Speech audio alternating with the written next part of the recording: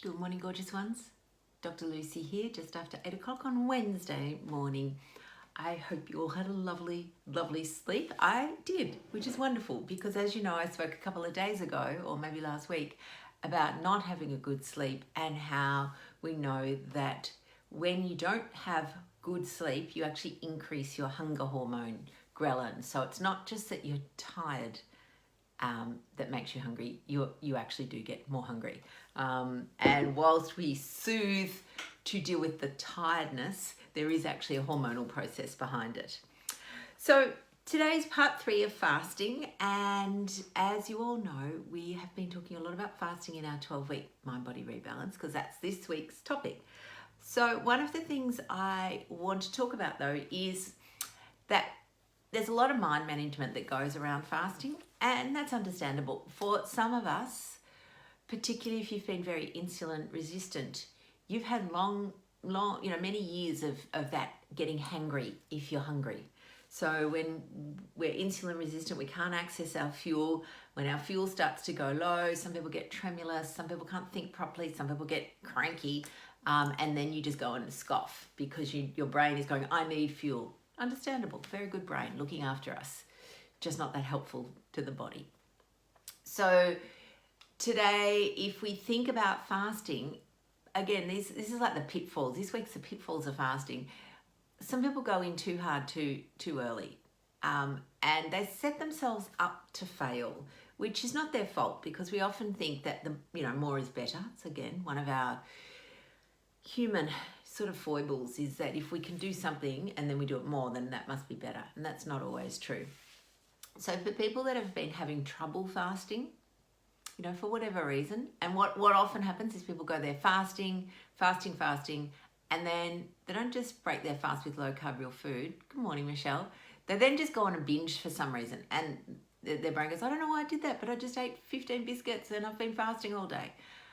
And the reason that we do that is that sometimes, again, we've run out of fuel and our brain goes, just get something into you.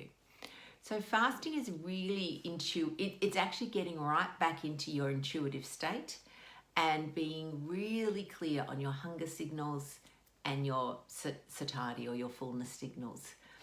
Bearing in mind that it's very hard to do that straight away. Again, if you're very insulin resistant, you've been hungry all along. So I always think, go slow. It's not a race. If you've never fasted, just start with 12 hours. And then you can do, a week later you might do 13. You don't have to launch into 16. You don't have to launch into 24. There's no, I think sometimes people wear fasting like a badge of honor. I've fasted for 72 hours. That is wonderful, but it's not necessary.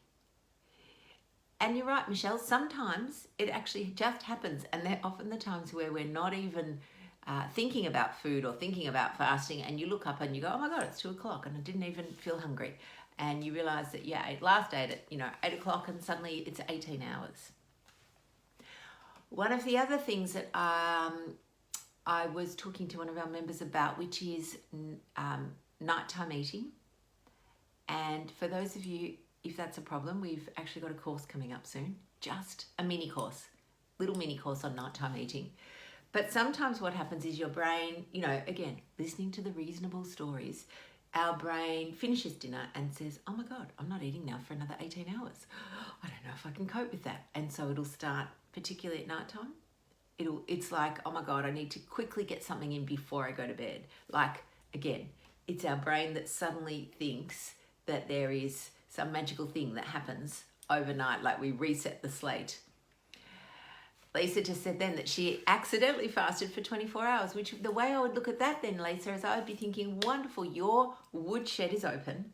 Your body is accessing its fuel really easy. Fasting is not hard. And that's actually the key. If fasting is really hard, like if you're white knuckling or struggling your way through or thinking that you're hungry, eat. You're allowed to. Okay, you don't need to deny yourself food when your body is actually saying, I need some fuel. Okay, it's really important. Listen to your body. Dieting, that was kind of starving yourself. Fasting is therapeutic. It's therapy for your body. If your body is saying to you, I need food, then feed it.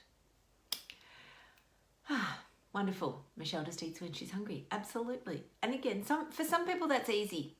Okay, but for other people it can be tricky because, you know, we've got confines. You know, you might have work schedules where you only have lunch at a certain time and you cannot eat at other times.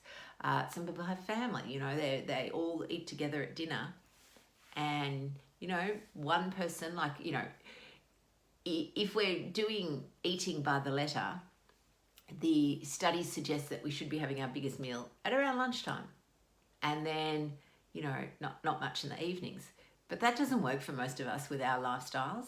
Maybe in Europe where they all meet together for lunch and have a siesta afterwards, but certainly not in Western, you know, Australian, American, Canadian culture where we just go to work and we have often half an hour for lunch and that's it. So I think, you know, being kind to ourselves, working and setting ourselves up for the win. Work out what is going to work for you. And what works for you may not work for someone else, and that's okay.